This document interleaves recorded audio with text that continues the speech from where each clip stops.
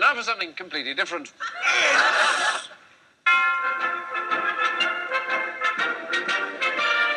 Monty Python, the Flying Circus.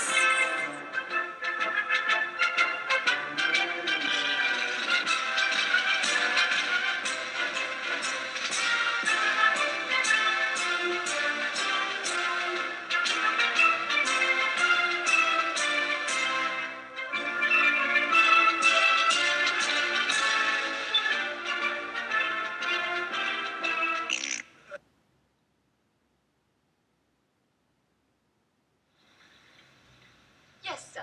I'd like to have an argument, please. Certainly, sir. Have you been here before? No, this is my first time.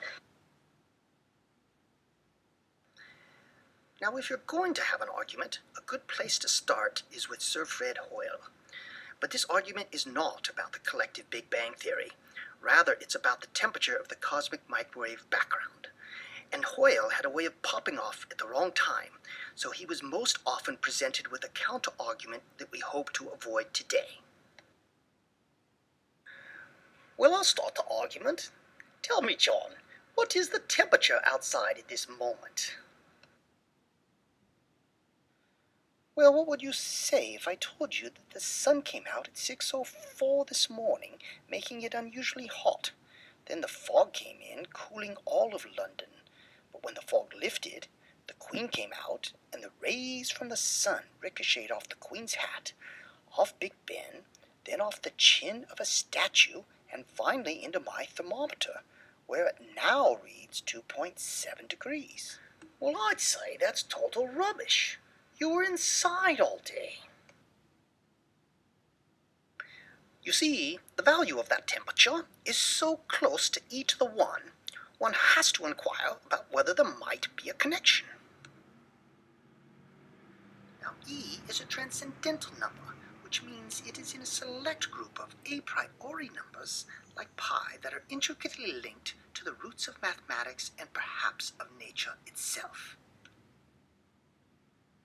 And while e can be disguised in rather unusual ways depending on the base system used, today we are only interested in its appearance when in the base 10 system, where it takes the familiar value of 2.718. You see, the natural log not only plays a fundamental role in equations in banking and physics, e is expressed in most forms of nature, from the small to the very large.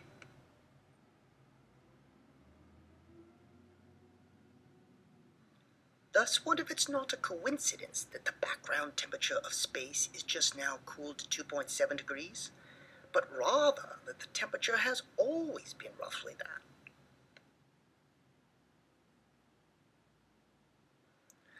But if we are postulating that the average temperature over all of space is 2.718, why is the observed temperature 2.725?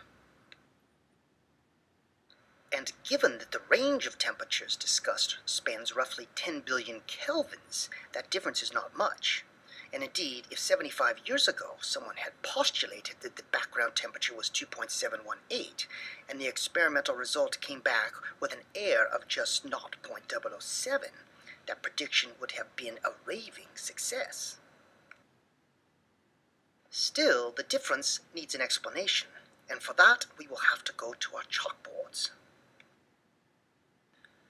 The first thing to remember is that the Earth and the satellites we launch into space are all in motion, and as such they should collectively be considered a giant moving laboratory. Now, our laboratory happens to be in orbit around the Sun, which in turn is in orbit around the center of our galaxy. And that galaxy is just one galaxy in a local group of galaxies that are all moving towards a more distant region called the Great Attractor. Now, we know from the last century that motion is relative, and one may envision the Earth as moving relative to the stars like this, or alternatively, as the stars moving relative to a stationary Earth. And when two different systems are in relative motion, scientists found that the readings on their clocks and measuring sticks did not always agree. And to correct the situation, one had to rescale the values by a factor of gamma to the plus or minus 1. Gamma is called the Lorentz factor, which was, of course, incorporated by Einstein into his theory of relativity. Now the situation gets a little more complicated when one is talking about temperature, because temperature is an indicator of how fast heat flows from one system into the other. And if the conversion factor includes gamma, like in equation 1 here, but each observer thinks the other fellow is in motion, then how does nature decide which one is correct?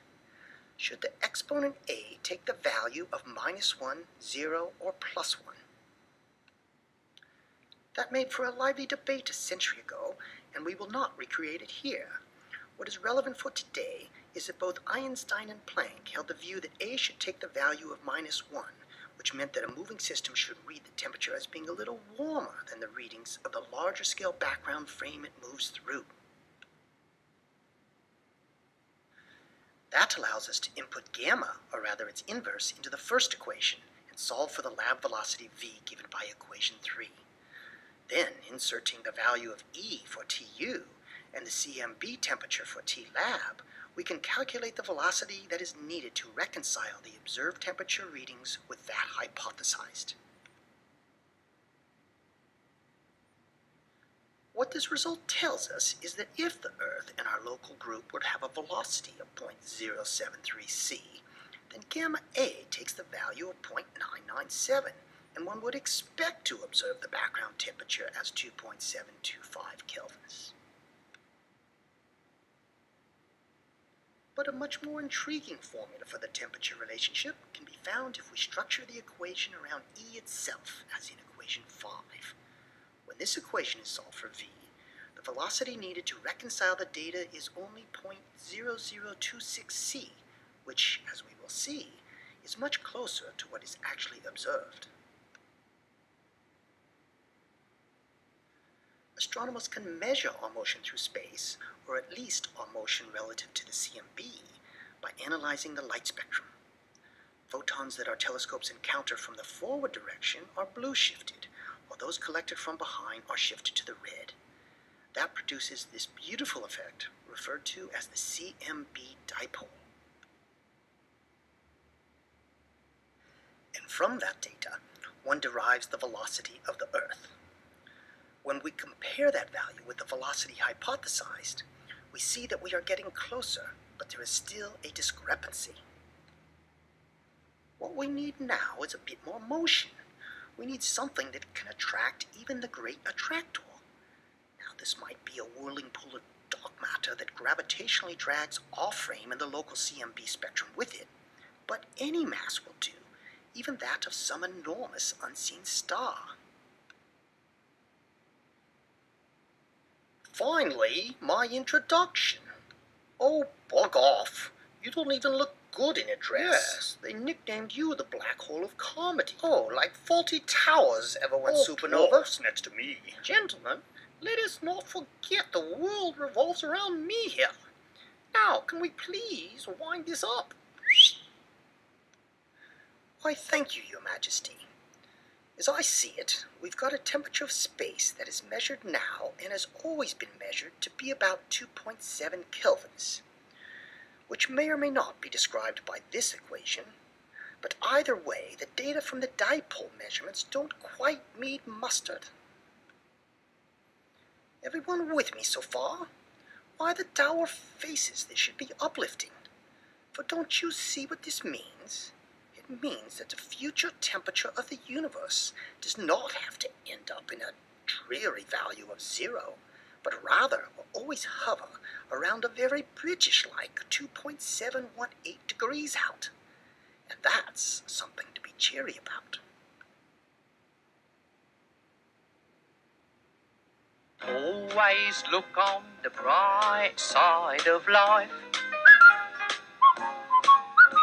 Come on now, join in. Always look